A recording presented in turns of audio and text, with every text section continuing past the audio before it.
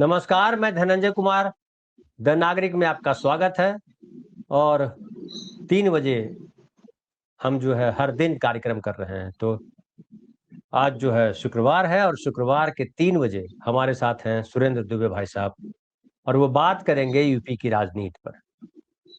UP में चुनाव है अगले साल 2027 में, फरवरी मार्च में, और जिस मुद्दे को लेकर के बीजेपी सत्ता में पहुंची, हालांकि अकेले दम पर लोग बोलते हैं, लेकिन अकेले दम पे तो मैं नहीं मानता हूँ सत्ता में पहुंची। 2014 में भी उनके साथ लोग थे, गठबंधन की सरकार थी दिल्ली में।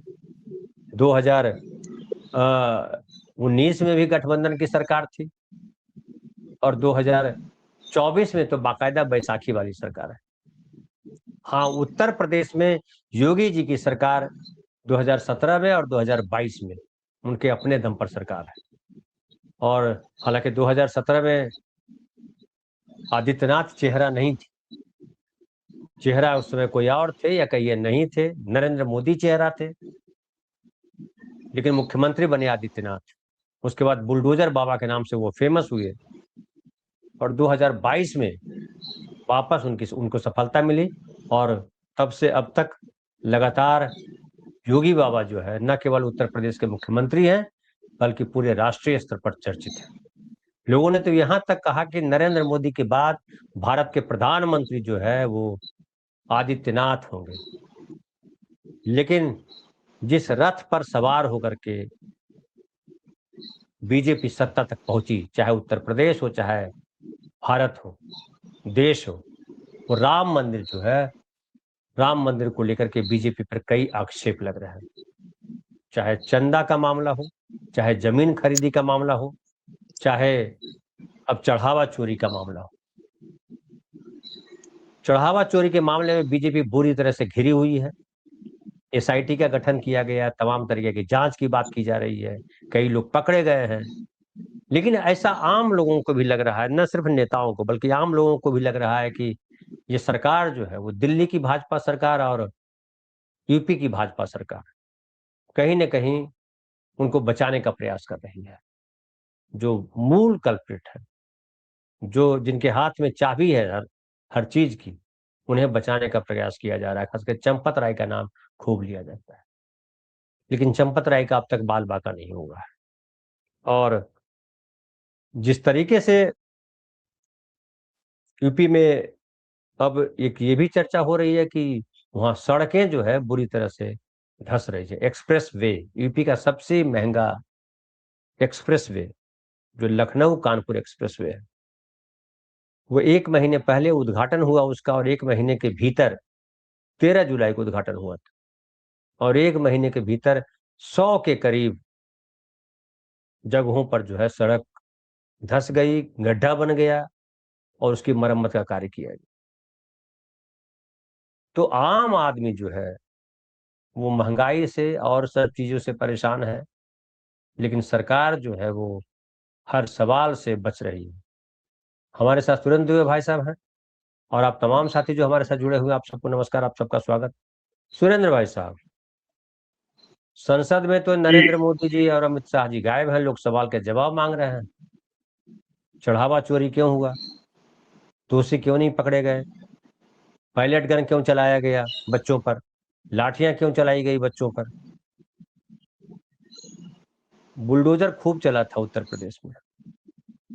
कई लोगों को जो है जब पकड़े जाते थे अभियुक्त, तो उनको पुलिस जो है इनकाउंटर भी करती थी और अपंग कर देती थी। बताया जाता है ढेर सारे लोग अपंग हुए, और मुस्लिम और यादव अगर होते थे तो तुरंत अपंग कर दिया जाता है। लेकिन पिछले काफी दिनों से कई घटनाएं हुई हैं जिसमें राम मंदिर में चढ़ावा का भी मामला है।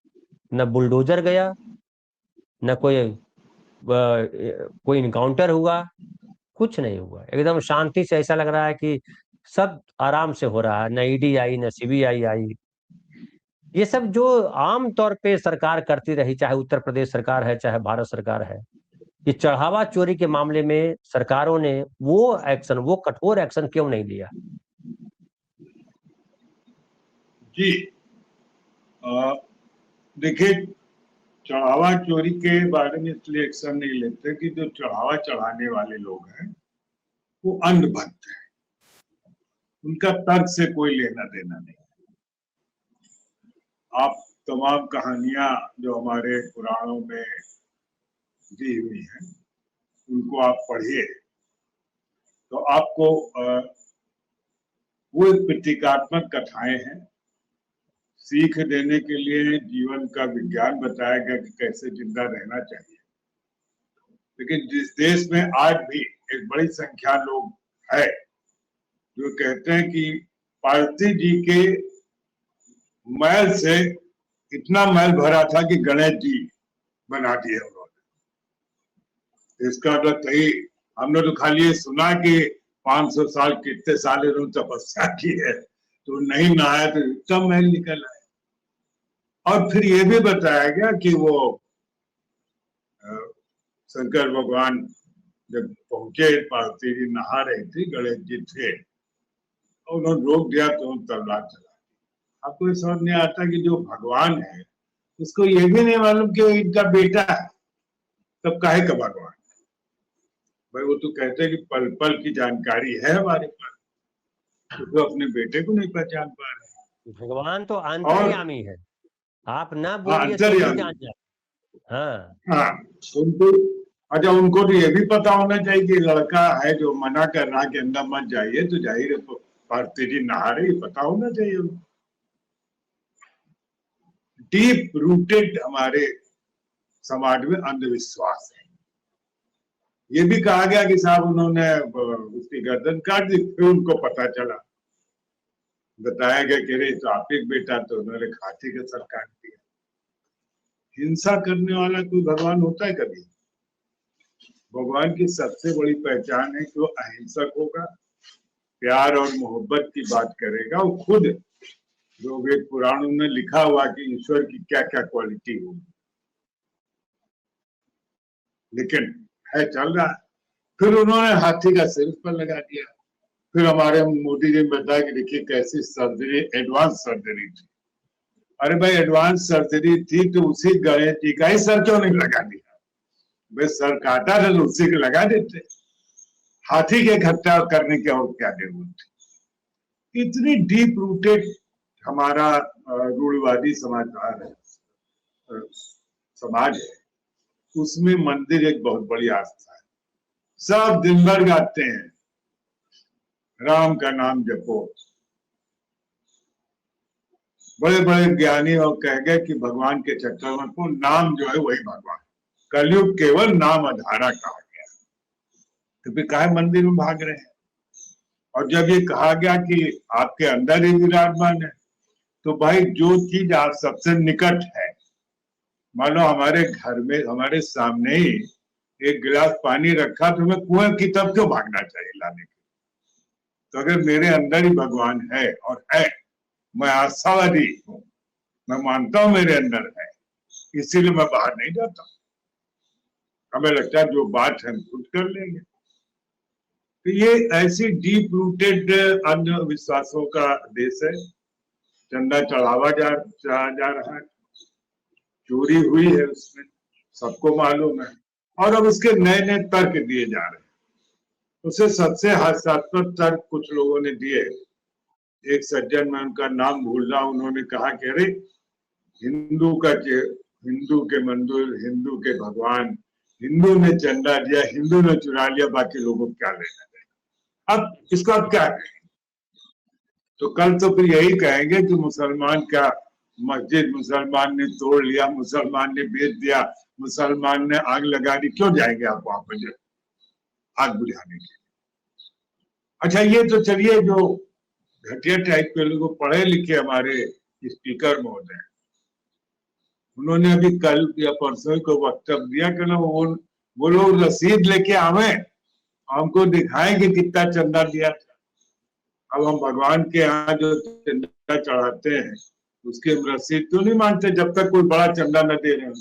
वो जो एक बॉक्स बना होता है उससे पैसा डाल देते हैं या भगवान के सामने रख देते हो। आपको ऐसा तो नहीं कि रसीद हमको मिलती, तो कहते हैं आप रसीद बताइए हमको, और तभी हम मानेंगे कि अगर आपने चढ़ाया नहीं तो हम क्यों माने? तो चंदा, लेकिन धीरे धीरे समाज बदला है और चंदा चोरी के मामले पर काफी व्यापक प्रदर्शन भी हुआ, उसका लोग मान भी रहे और असर का आधार आप इसे लगा सकते हैं कि अयोध्या के मंदिर में अब चंदा चढ़ना लगभग बंद हो गया है। आए दिन वो वीडियो आ रहे हैं जहां वो डोनेशन वाली विंडोज जो है खाली पड़ी हुई, क्योंकि भाई जो आदमी जान रहा है वो तो भाई क्यों पैसा दिया जब चोरी चला जाता है। और जब भाजपा कहते कि नहीं पहले भी चोरी चला गया।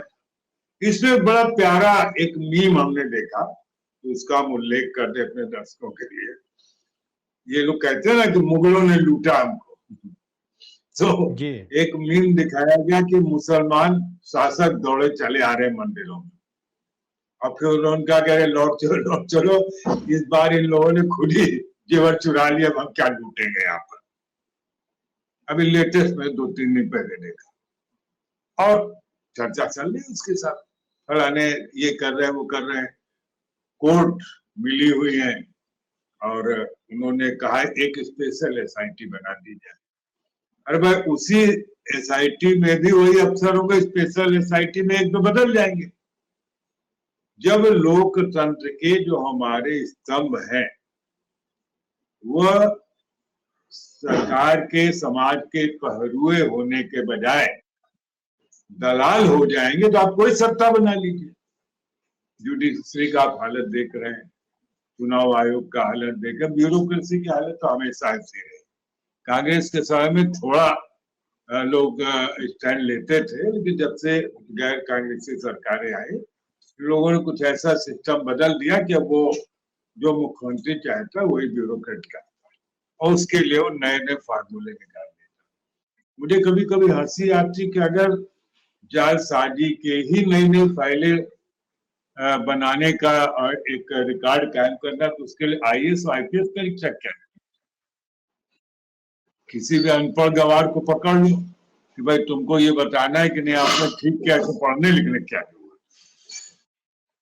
अंततः तो यही बताया जा रहा है ना कि मंदिर में जो चोरी हुआ भगवान के पास से हो गया। अब भगवान का माल भगवान के अलावा कौन बोल सकता। कल ये भी कहेंगे कि रामचंद्र जी तो नहीं कह रहे हैं कि चोरी हुई है। नहीं तो आपके उत्तर प्रदेश के जो विधानसभा के अध्यक्ष हैं उन्होंने तो कहा, विधायकों ने सवाल खड़ा किए तो जो 2 मुस्लिम विधायक थे कहा अच्छा आप चंदा चढ़ाए थे क्या, आप जो है रसीद ला के दिखाइए। तो मतलब सवाल पूछने के लिए या बात करने के लिए रसीद दिखाना जरूरी है, लेकिन जिन लोगों को रसीद नहीं दी गई, लोग आके कहे कि चंपत राय जी ने रसीद नहीं दी, उसके ऊपर कुछ नहीं बोला। और मैं आपको बताता हूं, मुझे इस बात पर भी डाउट है कि जब दबाव में दिखाया गया कि तमाम ईंटें और सारी मिल गई हैं, वो भी मुझे फर्जिफिकेशन लगता है, क्योंकि उसकी किसी थर्ड एजेंसी ने कोई पुष्टि नहीं की है। भाई चांदी लगे, चांदी के पत्थर लगे, ईंटें रख दी गए, और नकली ज्वेलरी जो होते हैं उसकी असली सोने से ज्यादा चमकती। कौन वहां डिस्प्यूट करने जा रहा है, कौन कन्फ्रंट कर रहा है कि नहीं ये असली नहीं है। वीरेंद्र भाई साहब एक मूर्ति लगी है आपके यहाँ कहीं इनकी अटल बिहारी वाजपेयी जी की, अब वो जो है उसमें से बारिश के पानी में जो पेंट था कि वो पीतल की या पता नहीं किसकी मूर्ति है, वो धुल गया, वो पता चला सीमेंट की मूर्ति है। बताइए, वाजपेयी जी की मूर्ति भी धोखा कर दिया, राम के साथ खाली धोखा नहीं किया। तांबे की मूर्ति का पेमेंट हुआ, सीमेंट की मूर्ति बनी, उसमें तांबे का कलर चढ़ा दिया गया। पीतल का ये दर्शाता है, हाँ पीतल का, ये दर्शाता जी, हाँ पीतल। तो ये दर्शाता है कि ये पूरा एक गैंग है। The whole nation is being run by a gang. Gangsters चला रहे हैं। एक बात है भाई साहब कि जो भगवान के रथ पे, भगवान के कंधे पे चढ़ के आए कि राम मंदिर बनाएंगे, राम मंदिर बनाएंगे, मथुरा काशी बाकी है, मुसलमानों ने हमारे मंदिर तोड़ दिए, मुसलमानों ने ये कर दिया, सोमनाथ में लूट लिया, क्या क्या नहीं कहा मुसलमानों को मंदिर के नाम पर। अब मंदिर के नाम पर तमाम धतकर्म उनके निकल के आ रहे हैं। वो जमीन खरीद से लेकर के, चंदा चोरी से लेकर के, चढ़ावा से लेकर के, ईंट से लेके पता नहीं क्या क्या, जितनी जगह है सब जगह चोरी है। सड़क बना रहे हैं, सड़क में चोरी है। वाजपेयी जी की मूर्ति बना रहे हैं, वाजपेयी जी की मूर्ति में चोरी है। आपको याद हो, अगर न्यूज पढ़ा हो, कि जो वहां मूर्ति बनाई गई थी सरदार पटेल की, वहां के चीन की किसी लेडी, चीन की किसी लेडी ने कहा कि ये असली नहीं है, ये तो इतने पैसे में बनती है। तो हर जगह हाँ चोरी, ये खुल के बातें आ जाती है, आज नहीं आएगी तो कल आएगी बातें।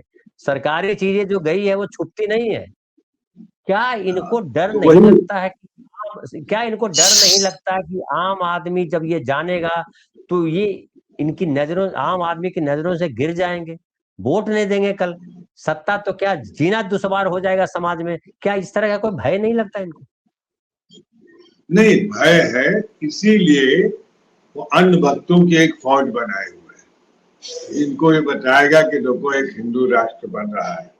वो ठीक है, वो हिंदू राष्ट्र भूखे हैं, नंगे हैं, पढ़ाई नहीं हो पा रही है, ऐसा तो है नहीं कि मुसलमान के लिए महंगी दवा मिल रही है हिंदुस्तान, और हिंदू के लिए सस्ती मिल रही। तो मार्केट में जो रेट है वही देना पड़ रहा है। हॉस्पिटल जा रहे हैं तो ऐसा कोई हिंदू डॉक्टर नहीं है जो कह रहा कि अच्छा तुम हिंदू राष्ट्र वाले हैं और तुमसे पैसा नहीं लेंगे। एक केस हमको बता दें, और ऐसा भी नहीं कि मुसलमान से दूसरा दोगुना पैसा ले लेंगे। तो जो नॉर्म्स है ये है। अभी आपने सड़क का जिक्र किया, तो चूंकि कानपुर हमारा घर है तो इस बार बच्चे उसी नए एक्सप्रेस वे से गए, क्योंकि रोज प्रचार होता रहा कि आधा घंटे में आप कानपुर पहुंच जाएंगे। तो हमने कहा ये आधा घंटे में तो विमान नहीं पहुंच जाता है, ये कौन सी सड़क बना दी है जिससे उड़ के चले जाएंगे। क्योंकि भाई हमारा तो घर है तो हम तो अक्सर जाते ही रहते हैं। तो पता चला कि हाँ उस एक्सप्रेस वे के कारण थोड़ा बहुत भीड़ से 2.5 घंटे पहुंच गए, वरना 3 घंटे लग जाते हैं, ट्रैफिक होता है। तो हम रोज अपने बच्चों को दिखाते कि देखो ये सड़क जगह टूट गई है। तो हमने ये कहा कि अब की जब जाएंगे तो हम नीचे ही सड़क से जाएंगे, ऊपर वाले से नहीं जाएंगे। पता नहीं कहाँ टूटी मिल जाए, और टूटते टूटते पता चला कि नीचे ही गिरे आकर के हम। इसलिए नीचे वाली सड़क जो अपना, वो देखिए सड़क 20 साल से वो कहीं नहीं धसी। ये जिसको कहते हैं कमीशन का इतना वो है और इतना बेखौफ बेखौफ है। पूरे देश भर में प्रधानमंत्री द्वारा उद्घाटन, सड़कें गिर रही, पुल गिर रहे, कहीं किसी की जांच नहीं हुई। ये उन्हीं अन्य भक्तों के ठेकेदार हैं, उनके पास यही काम है कि तुम लोगों को अच्छा, मूर्ख वो बनाते हो। सड़क जो बनाने वाला, वो सड़क जो बनाने वाला है, वो भाजपा के एक राज्यसभा सांसद है, उनका भाई है पंकज जैन। हाँ वो हाँ, एक जैन साहब हैं, और जैन जैन साहब ने ये जैन। सड़क का ठेका लिया। और ये इनका इनका ठेका इनको मिला था 2022 में। 2024 में ये इनको बैन लगाई गई इनकी कंपनी पे। फिर ये जो है वापस इनको काम मिला। इनका नाम है नवीन जैन, कोई सांसद है, राज्यसभा के हाँ सांसद। नवीन और जैन। उनके भाई हैं प्रदीप जैन, उन्होंने ये सड़क बनाई है। जी, जो आप जिसकी बात कर रहे हैं, लखनऊ कानपुर एक्सप्रेस वे की। और सबसे वही महंगी है, वही ये भी मैंने। जान लीजिए। इतनी महंगी सड़क हाँ, यूपी में कोई दूसरी नहीं है। और मतलब सबसे ज्यादा 45, टोल भी महंगा है। जी, पूरे देश में टोल सबसे जो है, ज्यादा टोल भी आम होंगे। और बिल्कुल सही कह रहे अंग्रेज एक पुल बना गया था कानपुर लखनऊ का, 100 साल पुराना। वो आज भी बरकरार है। हैं। उसके कोई बाद जो टोल भी नहीं पहले लिया, दूसरा पुल कोई बना। टोल भी नहीं हाँ लिया पब्लिक से। उसने पब्लिक से हाँ, कोई टोल भी नहीं लिया। हाँ टोल नहीं, बगैर टोल के चल रहा। और जो टोल वाले नए पुल बने वो भी जगह जगह से टूट रहे हैं। इसमें एक तरफ से जाने का टोल लगता है 275 रुपया, हाँ दोनों तरफ से लगेगा 415 रुपया। और इसको बनाने में, 63 किलोमीटर लंबी सड़क है, इसको बनाने में 4700 करोड़ रुपए खर्च हुए, 4700 करोड़ रुपए खर्च हुए हैं। इतनी महंगी हाँ। सड़क आज तक बनी नहीं कोई। जी। मैं तो कभी कभी सोचता हूँ कि अगर इतने करोड़ के नोट बिछा दिए जाए तो सड़क बन जाएगी। कोई सीमेंट और डामर सबकी जरूरत ही नहीं है। भाई ये तो अपने एक देखिए एक कितने वो किलोमीटर झूठे बनाने में लोग हैं। 75 किलोमीटर, 1 किलोमीटर बनाने में 75 करोड़ रुपया खर्च कर रहे हैं। हाँ, और 75 करोड़ आप दीजिए किसी कायदे के आदमी को, तो मतलब कोई भी सड़क कितनी भी मजबूत कैसी भी बनेगी, 2 करोड़ 3 करोड़ से ऊपर जाएगी नहीं। ये काम तो गुजरात से शुरू हुआ ना। आपको याद हो मोरवी पुल वाला, घड़ी वाले को दे दिया, और इसके बाद वहां बीजेपी जीत गए, ये नहीं कि हार गई। इसका मतलब लोगों ने इस करप्शन को स्वीकार कर लिया सिर्फ हिंदूवाद के नाम पर। तो जो हिंदू मुस्लिम का मामला है, इसीलिए वो उस पर लगातार जोर लगाते हैं। अभी आपने बात की हमारे क्या कहते हैं, ये अभी एक नया केस भी अयोध्या में आ गया। महर्षि योगी जो थे, उनके विद्यापीठ की जमीन जबरन जो बीजेपी के पूर्व मेयर थे ऋषिकेश उपाध्याय और 2 लोग और है, गोपाल मिश्रा, एक कोई और मिश्रा, इन तीनों ने हड़प ली। सीडीएम ने अभी परसों ही इस पर जजमेंट दिया कि इन लोगों के खिलाफ 24 घंटे के अंदर एफआईआर की जाए। इन लेटेस्ट तो कई बीघा लंबी जमीन इन लोगों ने धोखे से हड़प। तो ऐसा नहीं, वो सब जगह जहां जो पार आने के कहना नहीं चाहिए, लेकिन मुझे लगता है कि इन भिखमंगों को सत्ता दे दी गई तो अभी हजम नहीं कर पा रहे, तो उनको लगा जो लूट लो पता नहीं कब मिले। जैसे आप किसी मंदिर में जाइए, और मैंने पर्सनली महसूस किया, जो बाहर भिखारी खा रहा होगा बैठे, और जैसे ही बगल निकले तो खाना बंद करके फौरन ले लेगा, उसमें से आधा वो फेंकता है, लेकिन वो लेने से बात नहीं आता है क्योंकि अतृप्त है। तो ये जो भीख मांगने वाले लोग, यही तो इस देश से गलती हो गई। उनका यार भीख मांगने वाला क्या करेगा, ये तो अब इनको समझ में आया कि भीख मांगने वाला सबको भीख मंगा के ही रहेगा। जी जी, तो अब भाई साहब क्या लग रहा है, आखिरी सवाल आपसे, कि जो चुनाव होने वाला है, विधानसभा में जिस तरह से बहस हो रही है, जिस तरह से बातें हो रही है, मतलब समाजवादी पार्टी के सांसदों को ऐसे दुरदुराते हैं। कभी आज तो, कल तो मैं देख रहा था एक वीडियो, उसमें किसी मेंबर ने कहा कि आधे घंटे के लिए विधानसभा स्थगित की जाए, और जो आसन पे बैठी हुई महिला थी उनकी आवाज आ रही थी, हाँ आधे घंटे के लिए स्थगित की जाती है। ऐसे विधानसभा चलती है, ऐसे लोकसभा चलती है, ऐसे राज्यसभा चलती है? क्या आपको लगता है कि आम आदमी को ये दिखाई पड़ रहा है?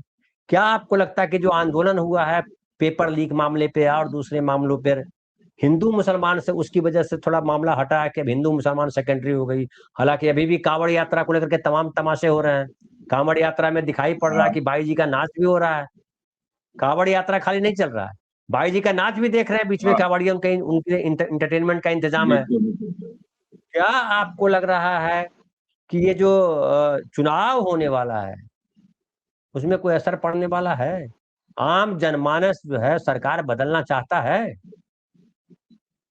नहीं, मैं आपको बता दूं, एक मैंने बहुत एक बारीक बात पकड़ी है, और अगर वो सही है तो आपको रिजल्ट उस ढंग से दिखाई पड़ेंगे। आम आदमी में बहुत फर्क नहीं पड़ा है। वो आम आदमी किसमें फर्क नहीं पड़ा, जो कांग्रेस की दी हुई पेंशन पर मोहर मार रहा है, उसको फर्क नहीं पड़ा है, उसको हिंदू राष्ट्र दिखाई पड़ रहा है। तो नौकरी वाला जो है, जिसको 2 वर्ष, हाँ, जो पेंशन पा रहा सरकारी नौकरी वाला, या जिसकी खानदानी जमीन थी, या जिसके 4 लड़के कमा रहे हैं, चाहे प्राइवेट ही, तो उसको लगता तो लोग किसी तरह मिल रहा है, काम तो हमारा चल ही रहा है। आम आदमी पर फर्क उतना नहीं पड़ा जितना पड़ना चाहिए। आम आदमी के बच्चों को फर्क पड़ गया है, जिसको हम जेनजी और जेनरेशन, और यही लड़के अपने माँ बाप को मजबूर करेंगे कि बहुत हो गया तुम्हारा, हमने सब नाटक देख लिया, भगवान भगवान। और नया लड़का उस ढंग से नहीं जाता, वो पुराने ही, मतलब हाथ पैर से चलने लायक नहीं रह गए, पाप करने से दूर नहीं है। लेकिन जब देखो 15 दिन बाद उन्होंने अपना झोला टांग कर जा रहे हैं, गंगा नहाया जाके, घर पर 4 दिन ना नहाते हो, गंगा नहाएंगे तो उससे उनके पाप धुल जाएंगे। तो ये मुझे लगता है कि जो जेनजी का आंदोलन है, ये एक नई आशा लेकर आया है। और मुझे ऐसा लगता है, आपको ऐसे केस भी दिखाई पड़े जिन जेनजी ने खुलेआम कहा कि हमारा माँ बाप भाजपा को वोट देते हैं। तमाम माँ बाप जो पहुंचे उन्होंने कहा कि हाँ हम भाजपा को वोट देते थे, अब हमारी आंखें खुल गई। तो मुझे लगता है कि अगर ये लड़के, ये युवा उपद्रव करेंगे तो फिर इनके माँ बाप को सही लाइन पर आना पड़ेगा। ठीक है। बहुत बहुत धन्यवाद भाई साहब आपका, और आप तमाम साथी जो देख रहे हैं, आपके भी अगर कोई सवाल हो तो जरूर सवाल कीजिएगा, ताकि हम हमारे साथी जो और आते हैं, सुरेंद्र भाई साहब हैं और लोग भी जो आएंगे उसका जवाब दे सके, हम समझ सकें। और आप क्या फील करते हैं ये भी लिखिए।